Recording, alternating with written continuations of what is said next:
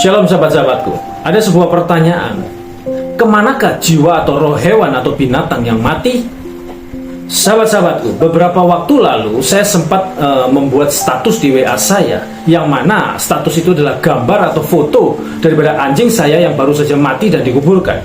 Nah, tidak selang beberapa lama, kemudian bermunculan balasan yang ditujukan untuk status WA tersebut. Mulai dari ucapan berduka, turut prihatin, emo sedih, dan sebagainya. Lalu ada pula yang memberi tanggapan dengan mengatakan seperti ini. Semoga Goldie bahagia di alam sana ya Ko. Semoga dia juga bisa berreinkarnasi menjadi makhluk yang lebih baik lagi. Goldie itu adalah nama anjing saya ya. Ada juga yang berkata, dia sudah bahagia bersama Bapa di surga. Nah, di sini terlihat bahwa adanya bermacam-macam pandangan mengenai kemana perginya jiwa atau roh hewan atau binatang yang mati. Ada yang mempunyai pandangan bahwa hewan atau binatang yang mati akan berreinkarnasi. Ada yang berpandangan mereka akan masuk surga. Yang menjadi pertanyaan, benarkah pandangan-pandangan demikian ini? Perlu kita ketahui terlebih dahulu bahwa satu, Alkitab memang menyebutkan hewan atau binatang itu berkali-kali. Ada yang secara harafiah, tetapi ada juga yang merupakan ungkapan atau simbolisme. Kemudian yang kedua, Alkitab tidak pernah secara langsung menjawab pertanyaan apakah binatang itu pergi ke surga ketika mereka mati. Meskipun secara khusus ya, menyebutkan setidaknya ada satu jenis binatang di surga, yaitu kuda putih. Nah, itu yang ada di dalam Wahyu 19 ya, ayat 11-14. Namun kita harus ingat bahwa ini adalah penglihatan yang diberikan kepada Rasul Yohanes mengenai penghakiman Kristus atas bumi. Nah, mempertimbangkan bahwa kuda-kuda tersebut membawa Kristus dan pasukan surgawi dari surga ke bumi, itu dalam Wahyu 19 ayat 19 ya. Tampaknya ini tidak mungkin bahwa ini hanyalah kuda-kuda duniawi biasa, dan mungkin memang merupakan gambaran apokaliptik untuk keuntungan Yohanes.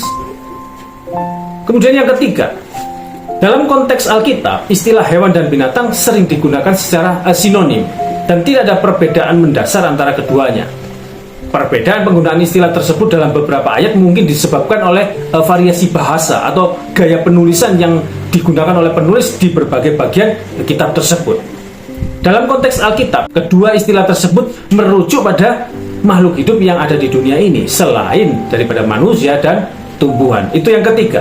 Kemudian yang keempat, juga tidak ada ayat dalam kitab suci yang menyatakan bahwa hewan atau binatang itu memiliki hidup yang kekal. Nah, ini yang paling penting untuk kita ketahui. Oke, sekarang kita kembali ke pokok bahasan. Pertama-tama yang dapat kita lihat adalah kesamaan antara manusia dan hewan atau binatang.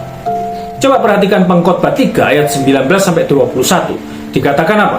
Karena nasib manusia adalah sama dengan nasib binatang. Nasib yang sama menimpa mereka. Sebagaimana yang satu mati, demikian juga yang lain. Kedua-duanya mempunyai nafas yang sama. Dan manusia tak mempunyai kelebihan atas binatang, karena segala sesuatu adalah sia-sia. Kedua-duanya menuju satu tempat. Kedua-duanya terjadi dari debu, dan kedua-duanya kembali kepada debu. Siapakah yang mengetahui apakah nafas manusia naik ke atas dan nafas binatang turun ke bumi? Sahabat-sahabatku, Pengkhotbah berkata dengan jelas mengenai kesamaan antara manusia dengan hewan. Baik manusia atau hewan memiliki nasib atau ending yang sama, yaitu apa? Sama-sama pasti mati. Kemudian manusia dan hewan itu memiliki nafas yang sama. Lalu yang ketiga, kalau mati, keduanya sama-sama kembali kepada debu tanah. Nah, sekarang coba perhatikan ini. Kejadian 1 ayat 26 dikatakan, berfirmanlah Allah, baiklah kita menjadikan manusia menurut gambar dan rupa kita, supaya mereka berkuasa atas ikan-ikan di laut dan burung-burung di udara, dan atas ternak, dan atas seluruh bumi, dan atas segala binatang melata yang merayap di bumi. Perhatikan, dikatakan di sana menjadikan manusia menurut gambar dan rupa Allah. Dikatakan hanya manusia, bukan manusia dan hewan yang diciptakan menurut gambar dan rupa Allah. Jadi jelas binatang mereka bukan gambar dan rupa Allah. Ini adalah nyatanya, maka jelas binatang tidak punya sifat kekal. Nah, sedangkan manusia, karena diciptakan menurut gambar dan rupa Allah, maka kekal. Karena apa? Allah itu kekal, sehingga manusia juga mempunyai sifat kekal. Artinya ke arah depan saja ya, bukan ke belakang. Nah, disinilah letak ketidaksamaan antara binatang dan manusia. Kalau kita mau mengatakan bahwa jiwa atau roh binatang yang mati itu masuk surga, maka tentunya kita semua tahu dong apa syarat untuk masuk ke dalam kerajaan surga. Apa coba? Yaitu percaya kepada Kristus Yesus, bukan? Yesus dengan jelas mengatakan di dalam Yohanes 14 ayat 6, "Akulah jalan dan kebenaran dan hidup. Tidak ada seorang pun yang datang kepada Bapa kalau tidak melalui aku." Artinya apa? Artinya kita harus percaya kepada Yesus agar dapat datang ke Bapa di surga. Dengan kata lain, siapa mau masuk surga harus percaya terlebih dahulu kepada Yesus. Di dalam Yohanes 3 ayat 16 dikatakan, siapapun yang percaya kepada Yesus akan memiliki hidup yang kekal, atau dengan kata lain masuk dalam surga. Karena kehidupan kekal itu hanya di surga ya, kalau di neraka itu namanya kematian kekal. Lanjut. Dan siapapun yang dalam hati dan mulutnya mengaku bahwa Yesus adalah Tuhan dan Juru Selamat, maka dia akan memperoleh keselamatan. Itu kata Roma 10 ayat 9. Tetapi sekarang masalahnya, bisakah hewan atau binatang membuat sebuah keputusan ini? Dan apakah binatang itu mempunyai jiwa atau roh yang bisa percaya lalu mengakui Yesus itu sebagai satu-satunya Tuhan dan Juru Selamatnya? Ini kan jelas tidak mungkin, atau tidak akan pernah bisa terjadi sampai kapanpun. Nah, karena ini tidak mungkin terjadi, maka jelas tidak akan pernah ada surga bagi hewan atau binatang.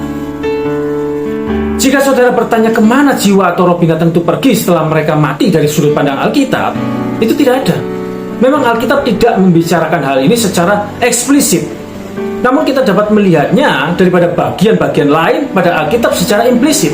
Dan salah satunya adalah berdasarkan ketidakmungkinan yang ada.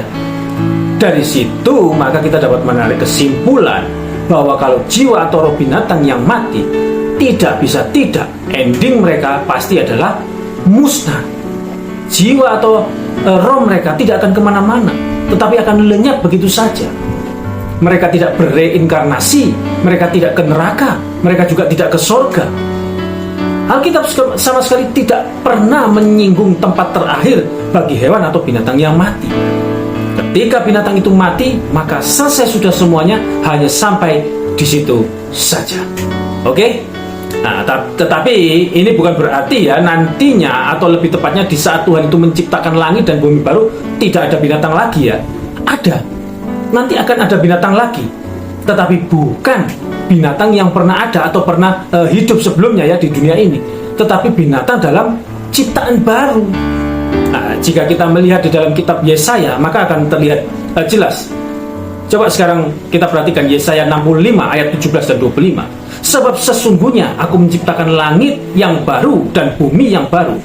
Hal-hal yang dahulu tidak akan diingat lagi, dan tidak akan timbul lagi dalam hati. Serigala dan anak domba akan bersama-sama makan rumput. Singa akan makan jerami seperti lembu, dan ular akan hidup dari debu. Tidak ada yang akan berbuat jahat atau yang berlaku busuk di segenap gunungku yang kudus.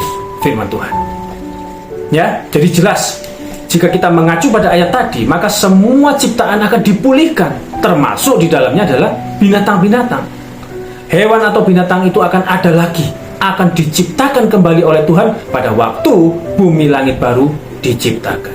Jelas ya? Memang ini bukan satu hal yang penting, namun sebagai orang Kristen ini tetap perlu untuk kita ketahui, sehingga kita tidak lagi salah di dalam pemikiran atau pandangan kita, khususnya mengenai kemana roh atau jiwa binatang yang mati itu pergi. Oke, baik. Sekian penjelasan dari saya, kiranya dapat dipahami dan menjadi pencerahan bagi kita semua. Amin. Tuhan Yesus memberkati. Shalom.